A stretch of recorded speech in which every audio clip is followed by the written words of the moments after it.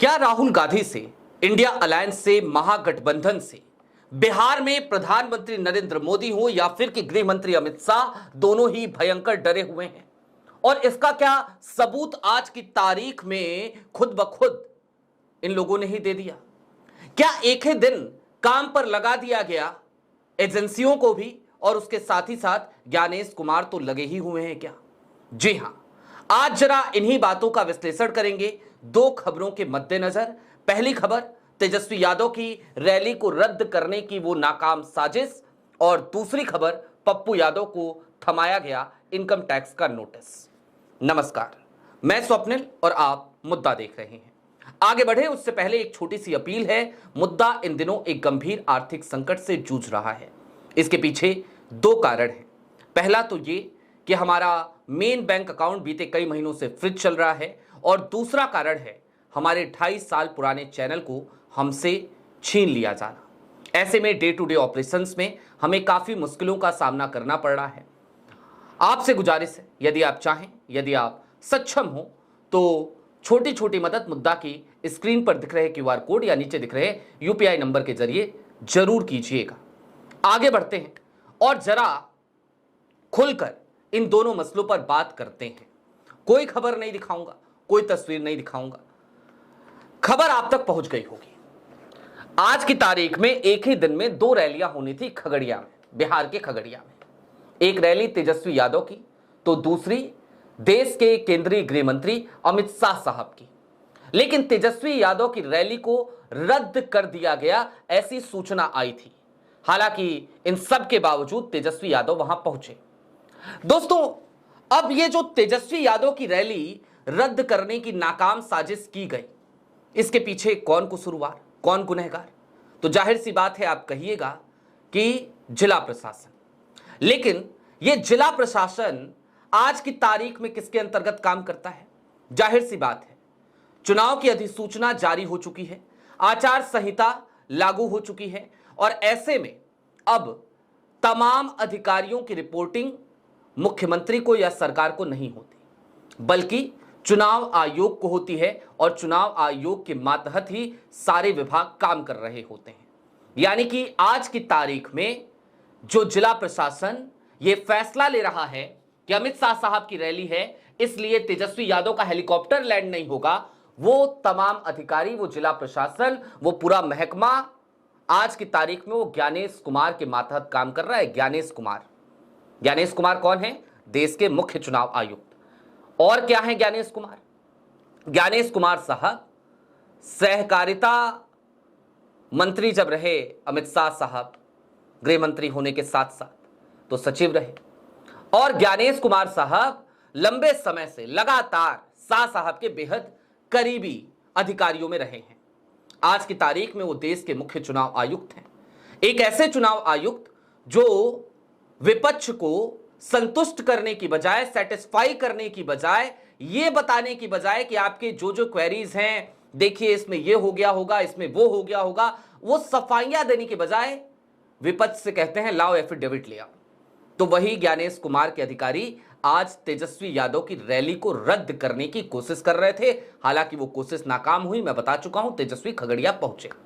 और इसीलिए यह खबर जब सुबह मैंने आपको नहीं बताई, तो इस समय मैं आपको बता रहा हूं। दूसरी तरफ पप्पू यादव को इनकम टैक्स का एक नोटिस भेज दिया गया।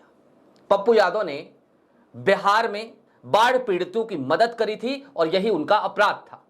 उस नोटिस में साफ साफ यह कहा गया कि आपने 2025 में 9/10/2025 को 3-3 हजार रुपए, 4-4 हजार रुपए बाढ़ पीड़ितों को दिए हैं। और ऐसे में आप जरा आइए, बैठिए हमारे सामने, आपसे बात करनी है। विटनेस का नोटिस उनको थमा दिया गया, उनको समन कर लिया गया, उनको बुला लिया गया।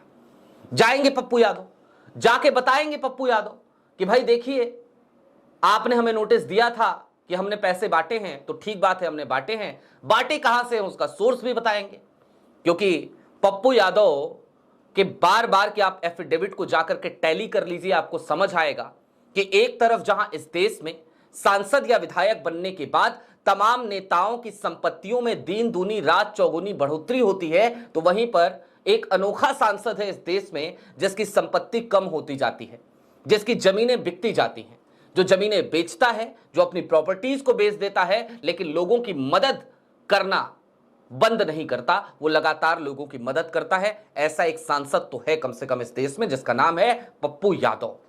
अब भले ही कुछ लोग उसे कुछ भी कहें, कुछ लोग कहें महागठबंधन तोड़ने की साजिश रच रहे थे, कुछ लोग कहें कि कांग्रेस को तोड़ने की साजिश रच रहे थे, कुछ लोग कहें कांग्रेस के लिए तो बेगाने हैं कौन पप्पू यादव। लेकिन इन सब के बावजूद पप्पू यादव की एक ये पहचान तो है, उन्हीं पप्पू यादव को आज की तारीख में इनकम टैक्स ने नोटिस थमाया है कि आपने 3-3, 4-4 हजार रुपए क्यों बांटे। जाहिर सी बात है, बांटने की नौबत इसलिए आई और पप्पू यादव को इसलिए आई क्योंकि सरकार नाकाम साबित हुई।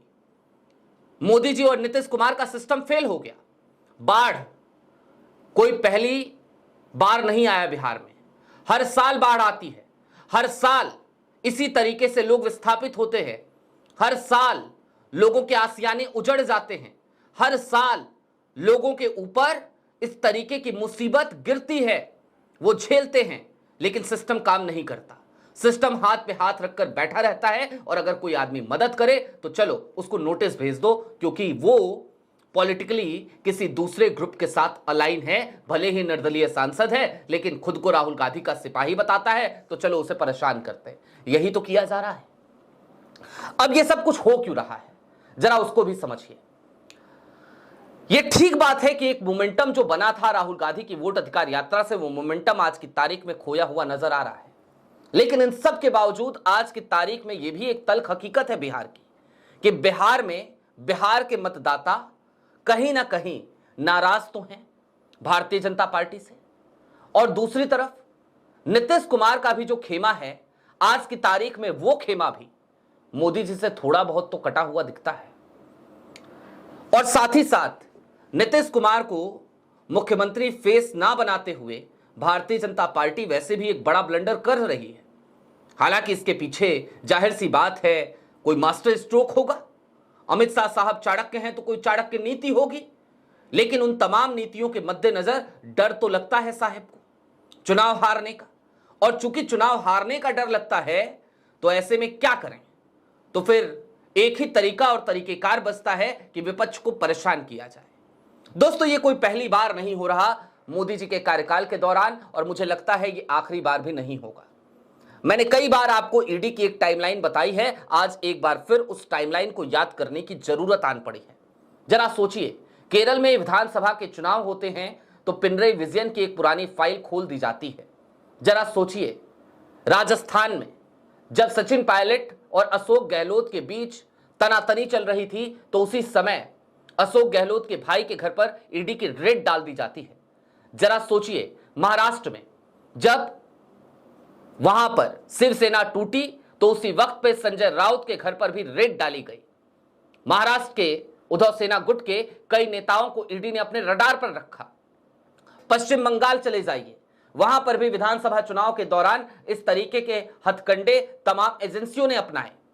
तो क्या ये बात कहने में किसी को कोई गुरेज होनी चाहिए कि आज की तारीख में अगर बिहार में इस तरीके से एजेंसीज लग गई, या फिर कि आज ही की तारीख में ज्ञानेश कुमार के अधिकारियों ने इस तरीके का कोई निर्णय ले लिया कि भाई ठीक है, देश के गृह मंत्री आ रहे हैं तो उनकी रैली को हम प्राथमिकता देंगे और तेजस्वी यादव की रैली को हम रद्द करने की कोशिश करेंगे। क्या यह महज संयोग है? जवाब है नहीं, यह संयोग तो नहीं लगता। यह तो एक प्रयोग है, प्रयोग इस बात का कि एन केन प्रकारेण साम दाम दंड भेद किसी भी नीति से विपक्ष को हराना है। विपक्ष को प्रचार करने से रोक देंगे आप, विपक्ष को इस तरीके से परेशान करेंगे आप, विपक्ष को आप नोटिस भेजेंगे और फिर आप कहेंगे कि ये लेवल प्लेइंग फील्ड है। अब चलते चलते सवाल आज मैं ज्ञानेश जी आपसे पूछना चाहता हूं, ज्ञानेश कुमार साहब आपसे। बहुत क्रेडिबिलिटी गिरी है, देश के कोने कोने में आज की तारीख में वोट चोरी की बातें हो रही हैं। बिहार चुनाव के मद्देनजर आपकी जिम्मेदारी थी कि आप अपनी क्रेडिबिलिटी को वापस लेकर आते, लेकिन इस तरीके की जब चीजें सामने आएंगी तो क्या आपकी क्रेडिबिलिटी वाकई में उसमें चार चांद लग जाएगा क्या? जवाब है नहीं, क्रेडिबिलिटी और ज्यादा गिरेगी। चुनाव आयोग ये महज एक बिल्डिंग का नाम नहीं है सर, निर्वाचन आयोग की वो लाल रंग की बिल्डिंग उम्मीद है। दरअसल इस देश के लोगों की उम्मीद इस बात की कि इस देश में शासन वो चलाते हैं, उम्मीद इस बात की कि ये लोकतंत्र है तो लोगों के द्वारा ही यहां पे शासन चलाया जाता है, लोगों के लिए चलाया जाता है। आप इस बात की सबसे बड़ी उम्मीद हैं।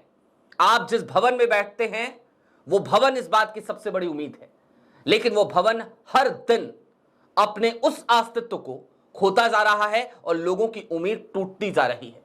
और इसके पीछे सबसे बड़ा कारण तो ज्ञानेश साहब यही है कि आज की तारीख में आप हर इल्जाम को, हर आरोप को सिरे से खारिज करते हैं और सीधे तौर पर एक ही बात कहते हुए नजर आते हैं, ना खाता ना बही, जो मैं कहूं वही सही।